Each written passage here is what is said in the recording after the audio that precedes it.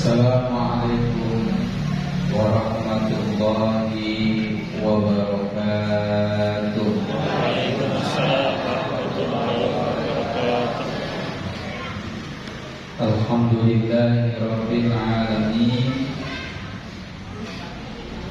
Wa bihi nasta'in ala umuri dunya waddin.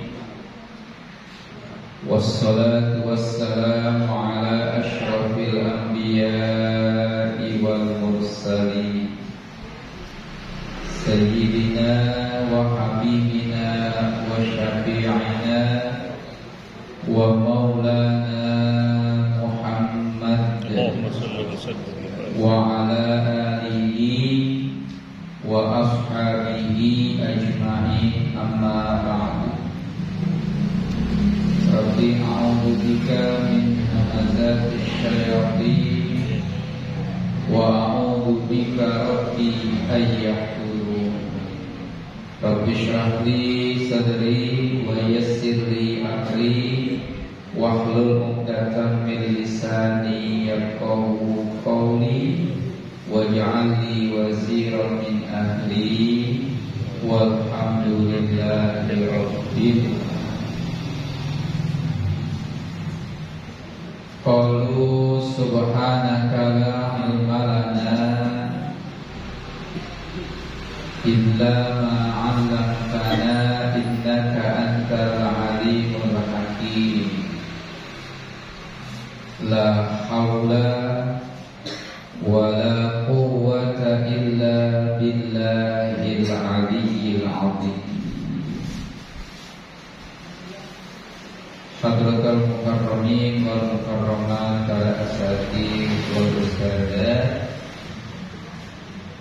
para hujjaj, para tokoh, para orang tua, orang tua saya, terkhusus kepada Ketua DKM Mushola Al-Majiri Bapak Ade Erlangga beserta segenap pengurus yang sama-sama kita hormati, Bapak Haji Ardian, Bapak Salim, Bapak Mahyudin, Bapak RT 06, dan para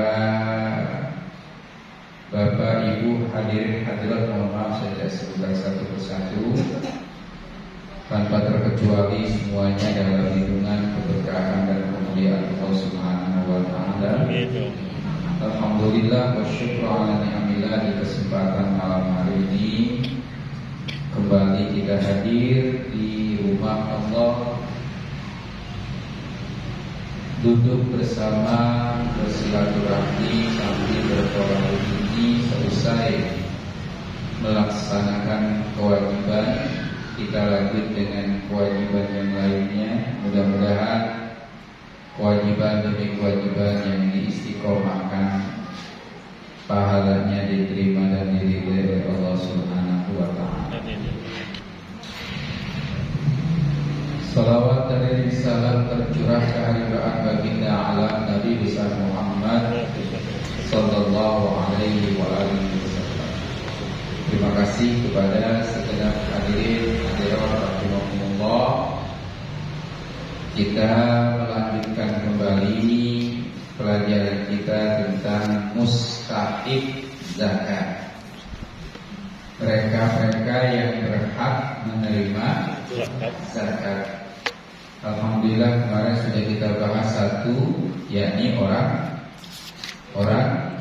fakir yang nggak punya harta, juga nggak punya pekerjaan, kagak pisan, ya, boro-boro harta, pekerjaan aja kagak. Yang kedua adalah al-miskin. Wal miskin, adapun orang miskin itu adalah man qadara ala malin au kasbin. Mereka atau orang yang qadara, mampu memiliki harta, au kasbin, dan mempunyai pekerjaan, yaqa'u mawqi'an min hajatihi, yang memang harta dan pekerjaannya itu untuk memenuhi hajat atau kebutuhannya sehari-hari. Tapi wala yakfihi, tidak mencukupi semua kebutuhannya. Harta punya, pekerjaan ada, penghasilan juga dapat, tapi semuanya yang ia peroleh tidak bisa mengcover atau menyukupi kebutuhan sehari-hari. Mungkin dalam bahasa kita, pemasukan lebih kecil dari pengeluaran, atau pengeluaran lebih besar daripada pemasukan. Nah, kalau kadarnya seperti itu, ya, golongan ini disebut sebagai miskin, orang miskin. Kita ini termasuknya orang kaya, orang miskin kira-kira. Nah, pokoknya standarnya gitu. Standarnya, ukurannya adalah, atau tolok ukurnya, pemasukan lebih sedikit daripada pengeluaran.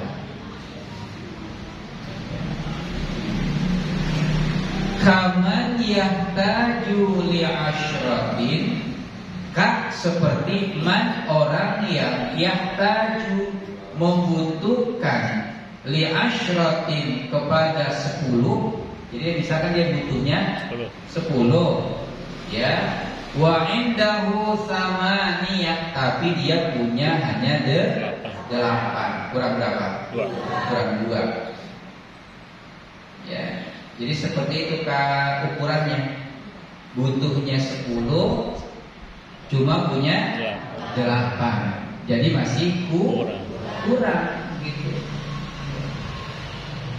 Wala takfihil kifayatus sabiqah. Dan ini juga tidak bisa mencukupi, ya, semua hal-hal yang dia butuhkan. Wa immalaka aksara min nisabin, kendati pun ia memang sudah mempunyai harta lebih dari 1 nisab. Dia punya harta lebih dari 1 nisab, tapi kebutuhannya lebih besar daripada harta yang dia miliki. Tetap saja dia dikategorikan orang miskin. Kan punya harta 1 nisab itu berarti kan dia wajib mengeluarkan zakat. Tetapi kebutuhannya lebih daripada 1 nisab, maka tetap dia kategorinya orang miskin. Bukan dalam arti orang miskin itu kalau punya harta bisa, punya harta, ya, tapi kebutuhannya tidak mencukupi atau tidak tercukupi dengan harta yang ia miliki, ya. Begitu. Hatta anna lil imami ayyakhudha zakatahu wa yadfa'aha ilaihi. Karena dia punya harta lebih dari 1 nisab, maka dia wajib mengeluarkan zakat. Kategorinya tetap miskin. Dia punya harta lebih dari 1 nisab, tapi kebutuhannya lebih banyak, lebih besar. Tetap kategorinya miskin, dan dia wajib mengeluarkan zakat, ya, meskipun nanti zakatnya yadfa'aha ilaihi, imam atau pengurus atau amil zakat memberikan zakatnya itu kepada dia lagi. Bukannya borok sikut, ya. Pokoknya dia berkewajiban zakat karena punya harta lebih dari 1 nisab. Begitu, wajib dia zakat, meskipun nanti dia berhak menerima zakat. Artinya memang zakatnya itu dari dia, entah dikembali lagi sama dia karena dia berhak menerima zakat. Ya, barangkali kita mungkin seperti itu. Kenapa kok zakat dibalikin lagi? Ya, kenapa zakat kita bukan dibalikin lagi? Karena memang dia kategorinya miskin, berhak menerima zakat, punya harta cukup untuk membayar zakat, tetapi pada intinya tetap tidak mencukupi kebutuhan sehari-hari. Karena dia bisa memiliki harta yang sudah layak mengeluarkan zakat, wajib dia mengeluarkan zakat, meskipun nanti zakatnya diberikan kembali lagi kepada dia. Ya, harus. Ya, benar. Panitia udah nggak tahu. Ya makanya tadi yang kemarin dipertanyakan, kalau seandainya memang dia sebenarnya layak menerima zakat, mendingan dibalikin gitu. Ya, mendingan dibalikin gitu. Cuma kan permasalahannya orang kita ada nggak yang kayak gitu, jujurnya gitu? Ya, kalau udah menerima zakat dibalikin lagi ada nggak kira-kira? Nggak ada. Ya, gitu. Seharusnya seperti itu kan, panitia nggak tahu dia ini miskin atau tidak, begitu. Ya, maka itu kembali kepada diri sendiri. Wallahu a'lam bishawab. Ya. Fayu'ta kullun minhuma, maka masing-masing orang fakir yang di atas kemarin bahasannya dan orang miskin ya, diberikan semuanya kepadanya inta'awwada tijaratun, kalau memang dia bekerja atau berprofesi kebiasaan sehari-harinya sebagai pedagang. Ya, kebiasaannya sebagai pedagang, ya, roksa malin yakfihi ribhuhu ghaliban. Apa yang dikembalikan kepadanya? Sejumlah modal. Nah, kita ini belum bisa kayak begitu nih. Kalau memang dia itu seorang pedagang, ya, hartanya sampai 1 nisab, maka dia berhak mengeluarkan zakat, tapi tetap nanti dia berhak menerima zakat karena hitungannya pemasukannya lebih kecil daripada pengeluarannya, begitu. Ya. Hadirin jamaah sekalian rahimakumullah, kalau begitu bentuknya bisa nanti roksa malihi, modalnya dikasih. Jadi sebagai pembayaran atau pemberian zakatnya berupa pemenuhan modal. Ya, dipenuhi modalnya itu. Ya. Hirfatan alataha. Wa man lam yuhsin hirfatan wala tijaratan yuqta kifayatal umril ghalib. Kalau biasa menjadi pekerja hirfah, misalkan pekerja ya, bukan pedagang. Kalau pedagang itu nanti modalnya dicukupi. Kalau dia pekerja, maka yang dilengkapi apanya?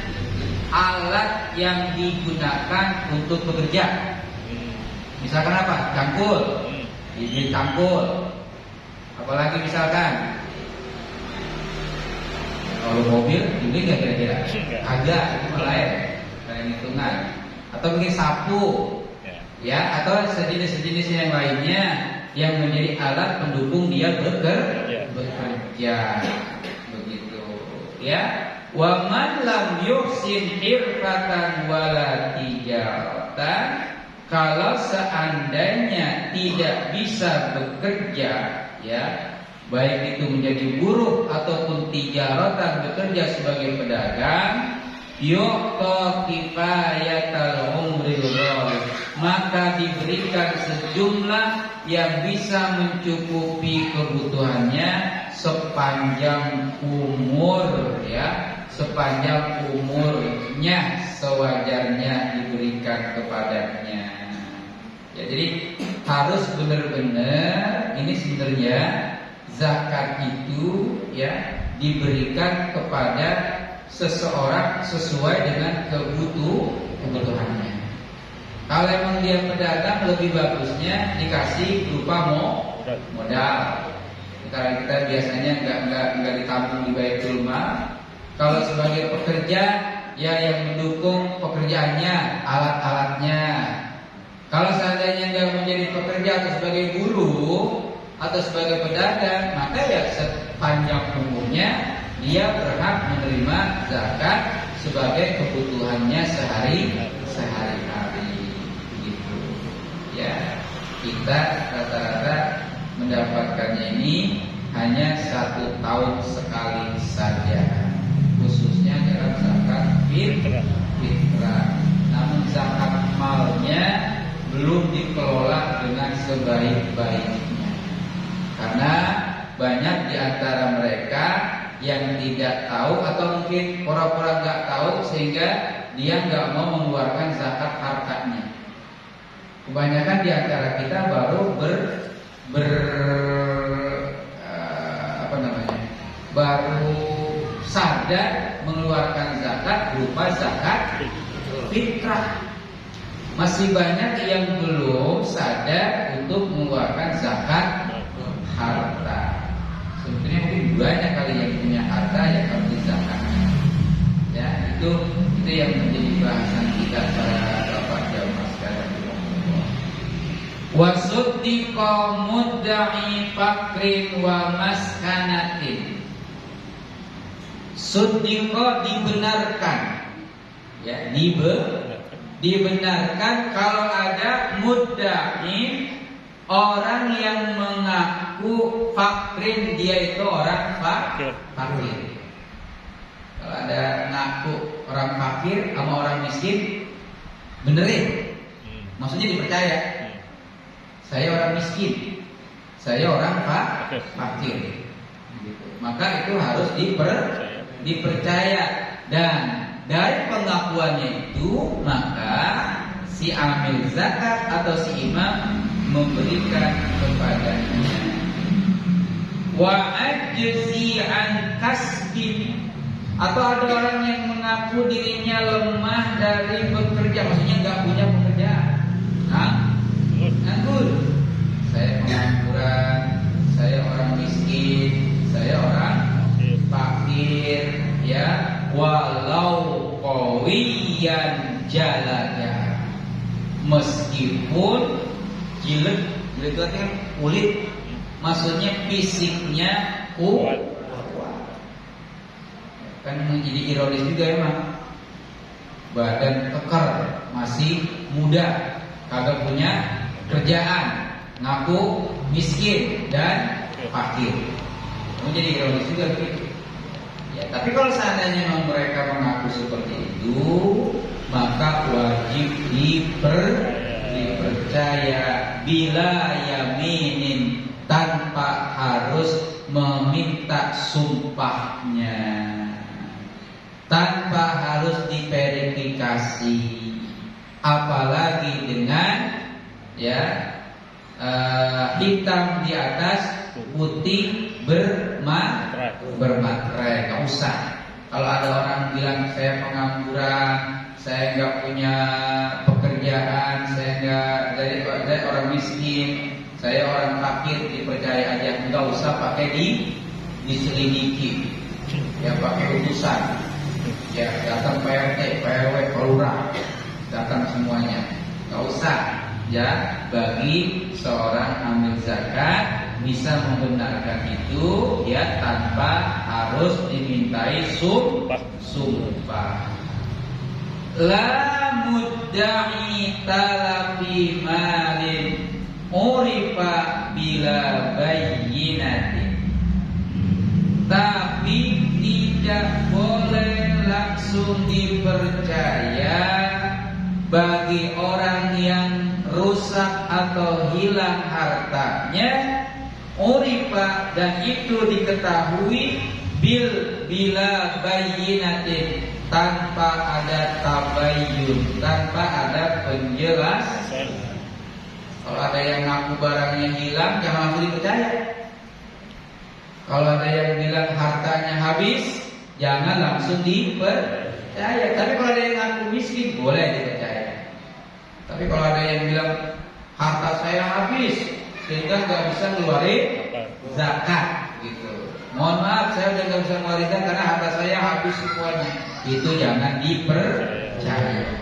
Bila bayyinatin, kalau tanpa ada penjelasan. Ya, dan yang satu ini, ya, subhanallah, karena permasalahan zakat itu yang tahu adalah diri sendiri. Bisa aja dia berbohong, katanya hartanya habis, hartanya berkurang, hartanya hilang, ya rusak dan lain sebagainya. Maka harus diselidiki dan harus dicari kebenarannya. Itu ya, tentang yang ngaku hartanya hilang atau hangus dan lain sebagainya. Yang ketiga adalah al-amil. Apa al-amil? Amil zakat. Siapa bentuknya atau bagaimana keadaannya amil di sini? Kasa'in wa huwa man yab'athuhul imam li akhdhi zakat, yaitu pengusaha zakat. Maksudnya pengusaha di sini adalah mereka yang berusaha untuk mengambil zakat. Bukan pengusaha ini yang punya banyak harta, bukan. Pengusaha di sini artinya mereka yang berusaha untuk menjemput, bahkan memaksa dan mengambil zakat yang wajib mengeluarkan zakat. Ya. Wa huwa, siapa itu dia? Yakni man yab'athuhul imam, mereka yang sudah diutus dan sudah diangkat oleh al-imam, oleh pemimpin atau oleh pemerintah. Inilah yang kemarin pernah diangkat, begitu. Li'akhdhi zakat, yang ditugaskan untuk menjemput dan mengambil zakat seseorang, itu amil. Ya. Makanya sebenarnya kalau seandainya kita punya baitul mal, apa baitul mal itu? Tempat pengumpulan harta, ya, itu langsung, ya, baitul mal itulah yang dipercayakan pemerintah untuk mengelola dan mengumpulkan harta, bahkan menjemput atau mengambil harta dari seseorang untuk dikeluarkan zakatnya. Tapi kalau kita sifatnya regional kayak ini, masing-masing musola, masing-masing masjid menerima zakat fitrah misalkan atau zakat mal, maka ya kalau pengennya kayak tadi itu pengennya disuruh pemerintah, maka zakatnya jangan di masjid atau di musola, harus ke baitul mal. Begitu. Ya. Nah, apa sah ini juga? Sah insyaallah untuk membantu kelancaran penyaluran zakat, khususnya zakat fitrah, gitu. Khususnya zakat fitrah. Wa qasimin wa hasyirin la qadim. Bisa jadi tadi selain yang diutus atau diangkat oleh seorang imam atau pemerintah li'akhdhi zakat, untuk mengambil dan mengumpulkan atau menjemput zakat, mereka juga yang termasuk amil adalah qasim. Qasim itu artinya yang membagi bagi, yang mendistribusikan. Ya, yang mendistribusikan. Siapa nih? Orang yang berhak menerima zakat. Wa hasyir, hasyir adalah yang menghimpun, yang mengumpulkan, ya, yang mengumpulkan zakat. La qadin, tapi bukan qadi. Qadi di sini artinya pemerintah, bukan. Justru qadi atau pemerintah yang menunjuk. bukan yang pemerintah yang menjadi amin. Kalau dia yang menjadi amin juga ya kemana-mana jadi semuanya. Ya, dia dapat bagian lagi segala macam rupa. Ya, Allah Akbar. Ini yang dimaksud dengan amin. Jadi jangan menyatakan bahwasanya ya, yang ada di musola, di masjid, amin-aminnya itu tidak sah. Ya, semata-mata untuk mempermudah di dalam pendistribusian dan penyaluran zakat, terutama adalah zakat fitrah. Karena kebanyakan di antara kita kalau menunaikan zakat fitrah kemana? Ya ke musola atau ke masjid. Ya kalau seandainya memang kepengennya seperti itu ya jangan zakat di masjid, di musola, zakatnya kemana?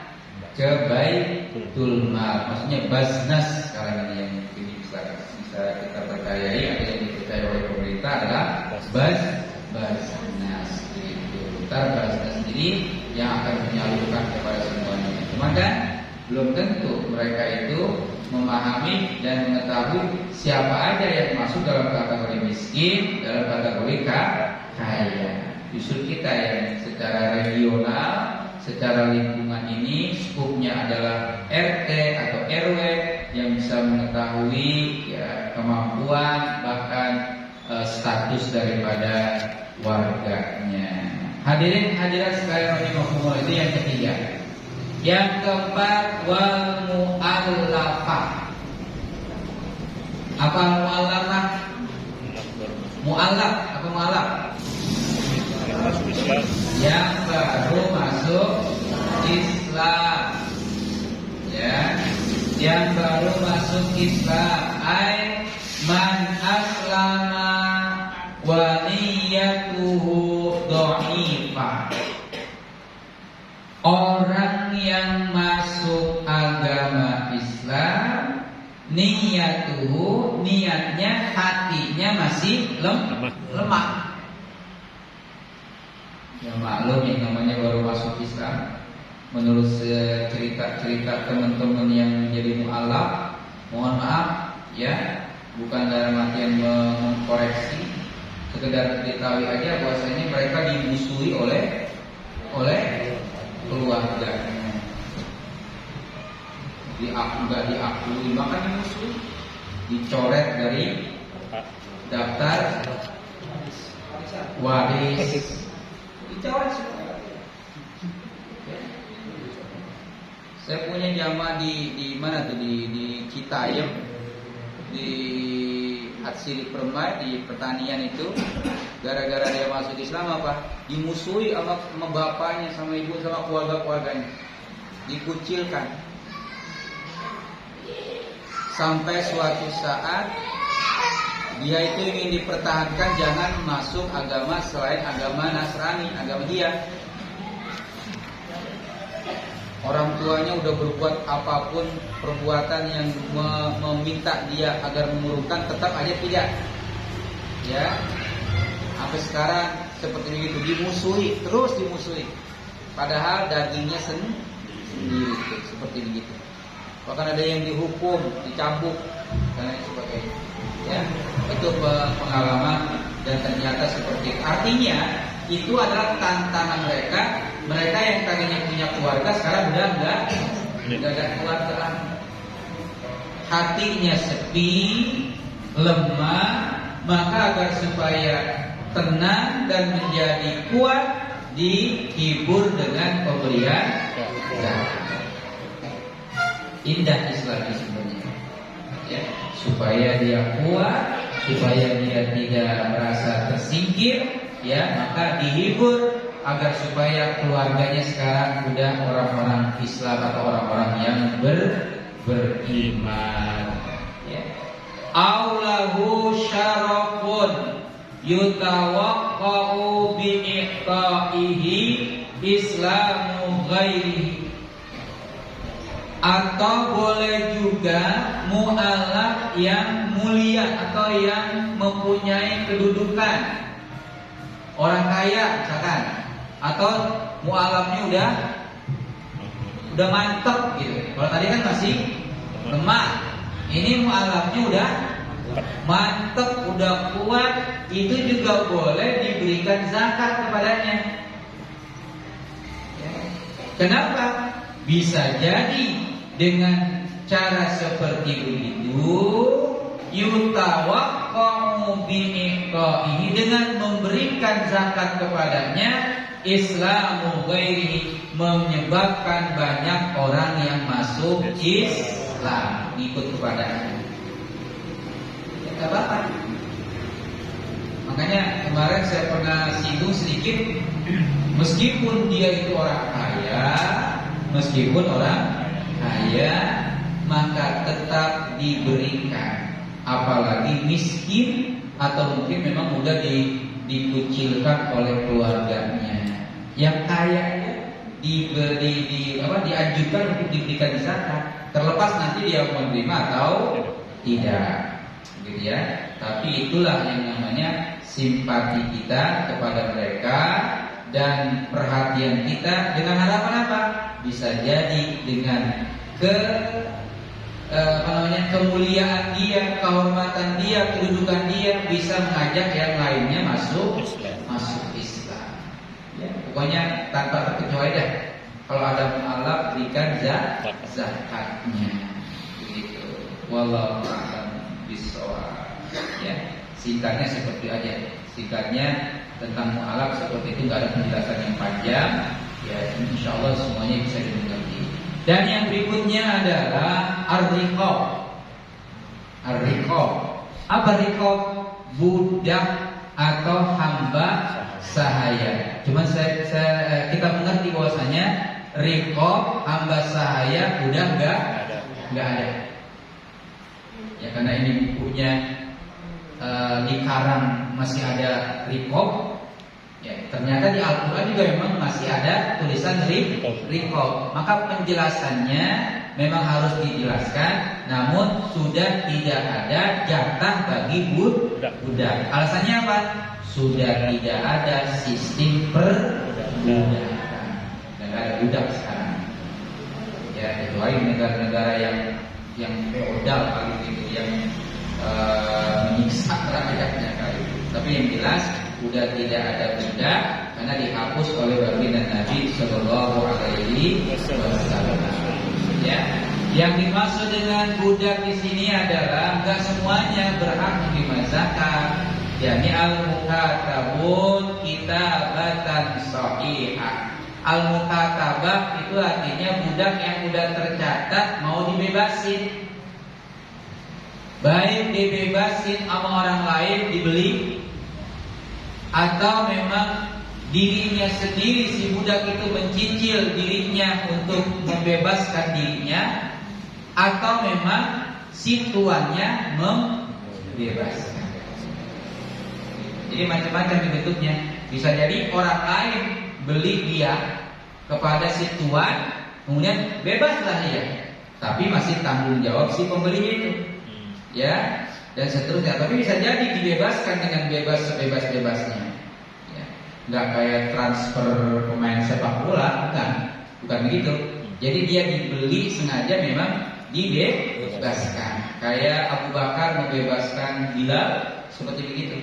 Jadi Bilalnya nggak menjadi budak Abu Bakar, tapi memang sengaja dibebaskan. Atau si budak itu sendiri mencicil, membayar. Dia punya uang atau dia punya penghasilan, maka dia cicil dirinya untuk membayar kepada tuannya agar supaya bisa bebas. Atau bisa jadi si tuannya memang sengaja ingin membebaskan. Nah, ketika dia bebas, dia nggak ada yang nanggung. Semenjak dia menjadi budak, ada yang nanggung. Siapa yang jadi penanggungnya? Tuannya. Nah, ketika dia dibebasin nggak punya apa-apa, nggak ada yang nanggung, maka dari situlah si budak yang dibebaskan ini berhak menerima zakat. Fayuqta al-mukatab, maka diberikan zakatnya kepada budak yang dibebaskan. Au sayyiduhu bi'idnihi, atau tuannya dengan izin dirinya, ya, dainahu in ajaza 'anil wafa, ya, atau sejumlah tunggakan angsuran tebusan kemerdekaannya. Maksudnya dia sendiri yang menebus dirinya supaya merdeka dengan dijadikan sebagai hutang. Jadi kalau seorang tuan membeli budak, itu seakan-akan tuannya itu punya piutang kepada si budak. Si budak boleh menebusnya di negara apa? Membayar hutangnya. Hutangnya itu sebesar harga dirinya. Ya, kalau seandainya tuannya belinya itu 500 juta, maka minimal si budak itu harus mengusahakan uang sebesar 500 juta diberikan kepada tuannya, maka itu dinyatakan sebagai budak yang mukatabah. Wa in kana kasuban, sekalipun ia rajin bekerja, la min zakati sayyidihi li baqaihi ala milkihi, tidak boleh diberikan dari zakat tuannya karena dirinya masih tetap menjadi milik sang tuan. Ya, kalau seandainya budak masih dimiliki oleh tuan, maka dia tidak berhak menerima zakat. Kenapa? Dia menjadi tanggung jawab siapa? Tuannya. Tapi kalau sudah dilepas sama tuannya, dia berhak menerima zakat. Ya, yang pastinya hanya sekedar ilmu saja, yang jelas tidak ada budak. Jadi dihapus ini. Ya, artinya yang 8 asnaf, 8 golongan yang tertera dalam Al-Quran itu sudah berkurang 1, tinggal 7. Ini hanya sekedar ilmu saja. Ya.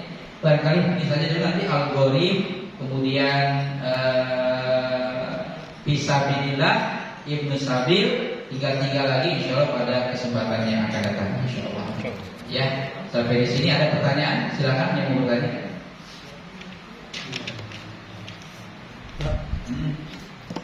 Mengenai itu Pak, sholat harinya Pak, itu sudah hari dengan tapi belum dijalan Pak, masih belum yakin Pak. Surat hadiah. Itu bagaimana? Kan ada kiai yang menjelaskan masalah sholat hadiah. Sholat. Oh, iya. Ini memang masih kontroversi ya. Ya, sholat hadiah itu masih sifatnya perselisihan pendapat. Yang dimaksud dengan sholat di sini, kalau menurut pemahaman saya adalah sholat sunnah yang ia kerjakan pahalanya dihadiahkan buat orang tua, bukan sholat fardu yang ia kerjakan. Karena fardu itu buat diri sendiri. Ya, kalau seandainya ada sholat fardu diberikan kepada orang lain, mungkin banyak pada nitip kali ya. Saya nitip sholat Jumat gitu. Ya, jadi kalau menurut pemahaman saya mungkin bisa digarisbawahi tentang sholat hadiah itu adalah sholat yang dilakukan berupa sholat sunnah yang niat pahalanya buat siapa? Orang yang dia tuju. Itu menurut pemahaman saya. Karena apa? Karena yang namanya sholat fardu nggak bisa diwakilkan, nggak bisa dihadiahkan. Tapi itu ada Pak? Ya? Sholat itu ada. Ya tidak, yang pemahaman saya bisa jauh itu. Kalau masalah sholat fardu tidak, jadinya itu kalau pemahaman saya. Karena kalau sholat fardu itu untuk ainan-ainan individu nggak bisa. Ya nggak bisa diberikan atau dialihkan kepada orang lain. Kalau dia sendiri yang ngerjakan, ya tanggung jawab sendiri, nggak bisa ditebus sama orang lain. Nah, kalau pemahaman saya seperti itu. Jadi mungkin boleh kita menghadiahkan sholat, tapi adalah sholat yang sunnah. Kita niatkan tuh pahalanya buat siapa gitu. Tapi di sini khusus sholat hadiah Pak. Gimana sholat hadiah itu? Bukan sholat biasa itu. Sholat hadiah gitu ya. Iya, sholat hadiah. Iya. Tapi jarang Ustaz yang menerangkan masalah sholat hadiah Pak. Makanya kan saya bilang ini hanya sekelompok orang saja, tidak ada penjelasan secara eksklusif di dalam kitab-kitab fikih. Ya, mungkin ada segelintir orang atau segelintir yang memakai seperti ini. Kalaupun memang ada tadi yang saya katakan, mungkin adalah sholat sunnah. Jadi sebenarnya bukan sholat aja Pak. Kita ini misalkan baca Quran ya, atau ibadah-ibadah yang lainnya, kurban, atau mungkin sedekah biasa, itu bisa kita hadiahkan kepada orang tua atau orang yang kita cintai. Bagaimana hadiahnya? Niatkan itu pahalanya buat orang tua. Itu maksudnya. Nah, pemahaman tentang itu kiasnya, sholat yang dihadiahkan itu bukan sholat fardu, bukan sholat yang 5 waktu, tapi sholat yang sunnah. Bisa nggak apa-apa kalau sholat sunnah, ya. Kalau sholat fardu itu sifatnya ainan, individu, nggak bisa diwakilkan. Karena mohon maaf, ini penjelasan saya karena kebodohan saya. Kalau seandainya memang sholat fardu bisa diwakilkan, saya yakin bapak-bapak pada berhalangan semua sholat. Nitip ya, nitip sholat. Jadi nggak bisa sholat fardu dititipkan atau dihadiahkan atau diberikan kepada orang lainnya. Orang yang mengerjakan sholat fardu buat siapa? Buat yang melakukan, bukan untuk orang lain. Nah, itulah yang tadi dimaksud barangkali sholat hadiah itu adalah sholat yang dilakukan selain sholat fardu yang 5. Ya, nggak apa-apa kita niatkan seperti itu. Itu Tapi ada yang menjahit. Ada yang menjahit? Ada, insya Allah. Kalau bahasan itu pasti ada. Karena kiasnya bukan sholat aja. Tadi saya bilang bisa sedekah biasa, bisa baca Quran, bisa kita mari nih datang ke pengajian. Bapak kan dapat pahala nih, ibu dapat pahala. Niatin nih pahala datang ke pengajian buat siapa? Buat orang tua. Sampai nggak kira-kira? Sampai. Nggak sampai mati duluan dah. Kita kirimin ke sono. Kalau orang sablon gitu tuh. Ya, gitu. Insya Allah ada. Yang lain barangkali? Iya, silakan Ibu. Kalau untuk istighfar untuk almarhum, Iya. setelah niat apa ada bacaan yang lain? Langsung aja Bu istighfar kan nggak apa-apa. Jadi satu contoh istighfar memohonkan ampun buat almarhum. Siapa misalkan? Astagfirullahaladzim li walidayya. Itu buat aku dan buat kedua orang tua. Itu aja kita udah memohonkan ampun buat kedua orang tua kita. Apalagi tambah lagi yang lain, wali ashabil huquqil wajibati alayya, dan mereka-mereka yang menjadi hak saya untuk memberikan ampunan, memohonkan ampunan kepadanya. Bisa jadi suami, bisa jadi istri, bisa jadi anak, bisa jadi kerabat-kerabat yang lainnya. Wali jami'il muslimin, wali masyayikhina. Masyayikh itu artinya leluhur. Bahasa leluhur kan orang-orang terdahulu. Uyut lagi gitu. Nah semuanya kan kena nih ya. Terus baru wali jami'il muslimin wal muslimat wal mu'minin wal mu'minat al ahya'i minhum wal amwat. Kena semuanya itu. Makanya kata ulama, ini wali jami'il muslimin wal muslimat, untuk segenap seluruh muslimin laki-laki dan muslimin perempuan, baik yang hidup maupun yang mati, termasuk diantaranya apa? Orang yang berbuat dosa kepadanya belum sempat minta maaf. Mungkin bapak, ibu pernah berbuat salah kepada orang, ya, kepada orang lain, sebelum minta maaf dia udah meninggal duluan. Nah itu istighfarnya. Istighfar kita mengistighfarkan mereka, wujudnya kita memohon maaf kepadanya. Begitu.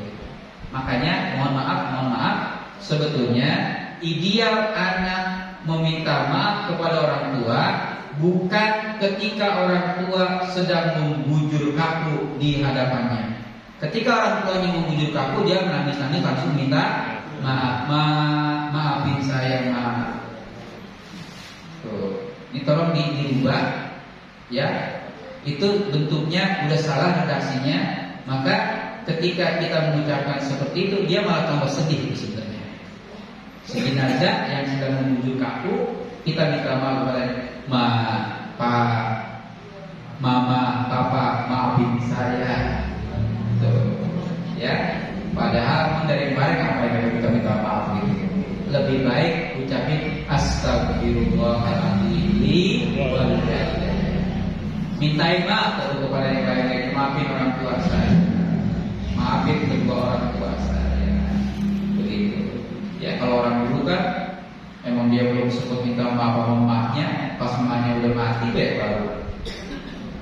Sekarang masih begitu nggak kira-kira? Masih ada. Masih. Ya, kalau dirubah takut nanti ini menyalahi aturan, nanti masuknya babnya bab niyah. Apa niyah itu? Beronta, merasa menyesali dengan kesalahannya. Nah itulah sebenarnya yang harus kita perbaiki. Ya, mudah-mudahan seperti itu. Ada lagi yang lain?